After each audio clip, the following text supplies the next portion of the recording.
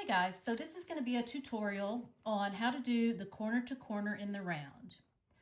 It will be a 5-part tutorial. This is going to be part 1 on how to get started. It will be round 1 of the corner to corner. So I just recently learned how to do the corner to corner in the round. It did take me a little bit to get it down. I would like to give credit for learning this stitch pattern to Foo6984 here on TikTok and Heart Hook and Home on the Tube. I'd also like to give thanks to Foo, Melanie, and Gail for helping and cheering me on as I try to figure out this corner to corner in the round. So let's get started. First off, I want to tell you about the yarn I'm using.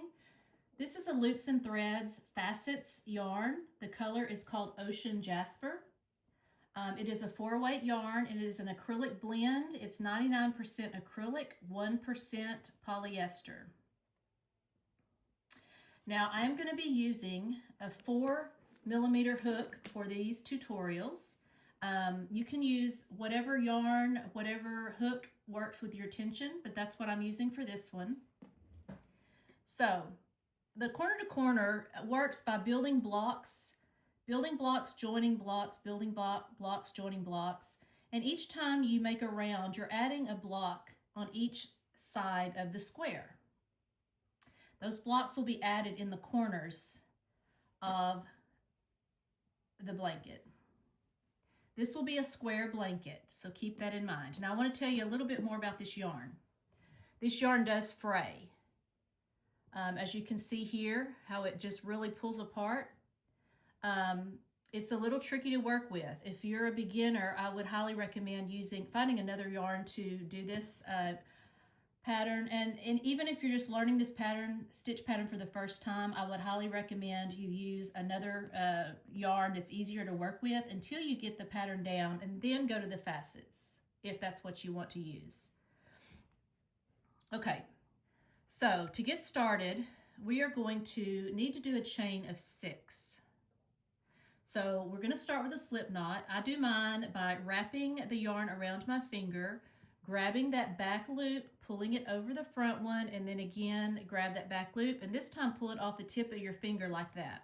That's going to give you a space right here that you can insert your hook into. Now pull on that working yarn, tighten it up. That is how I do my slip knots. There's many different ways that you can do them.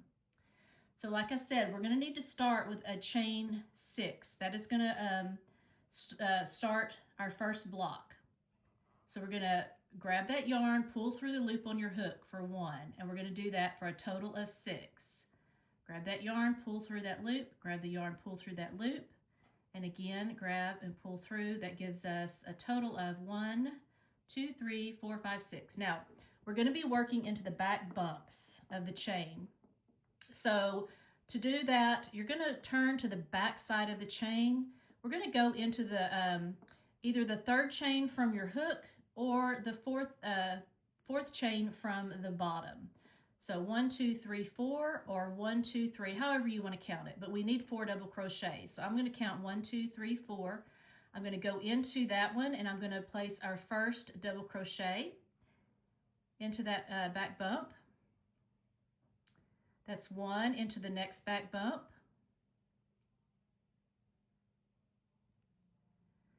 For 2. Now it's hard sometimes to go into that those back bumps, so you might want to chain a little bit looser to get started so that you can go into those back bumps. 3. And this will be our 4th and final double crochet. All right. So that is the first block of round 1. Now for this round 1, we're going to have a total of 4 blocks. So because we need to add additional blocks, that's why we have 4 double crochets, because this 4th double crochet is where we're going to work our next block into. So to start a new block, we're always going to chain 2 to get the height we need for the double crochets that we're going to be working to create the next block. So into this 4th double crochet, we're going to be placing 4 more double crochets. because we're going to be adding a block on top of this block here to create round 1. So into that 4th double crochet, we're going to place 4 more double crochets. 1, 2, oops, 2,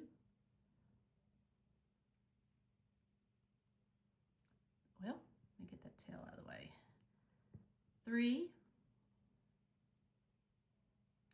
and 4. Now, once again, the reason we need 4 double crochets is because we're going to be adding additional block onto this second block here. So once again, before you start your next block, let's chain 2. Into that 4th double crochet of this block we just created, we're going to be building another block. So we've got 1, 2, our 3rd block is going to be here, okay? So let's work that 4th block. 1,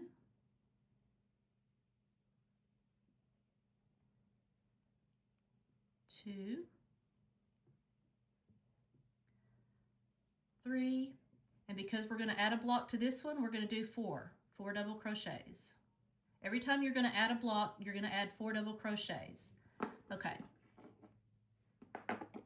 So here is the first 3 blocks of round 1. We have 1, 2, 3. Now, our 4th block is going to be building off of this 4th double crochet here. It will be here, but because we're back up to our first block and we can connect to the top of it, we don't need to add an additional block onto this one that we're fixing to make. Therefore, we only need 3 double crochets into this to make the next block. So once again, to start, chain 2 into that 4th double crochet from that block we just finished, the 3rd one. We're going to work 3 double crochets. 2 and 3. Okay, I'm going to pull my hook out. I'm going to show you. So now for round 1, we have our 4 double crochets. The reason we only needed our 4 blocks, I'm sorry, 1, 2, 3, 4 blocks. The reason we only needed 3 is because we're able to join this last block to that first block we made without having to add an additional one, okay? So let's go to the top 2 chain space of that first block, slip stitch to join. Now that is round 1, okay? Round 1 consists of 4 blocks. Every round that you build upon, you're going to be adding an additional block to each side. So we have 4 here. So the next round is going to be adding the corners, but we'll be adding an additional block to each side. Okay? So check out part 2, and we will continue there. Thanks for watching.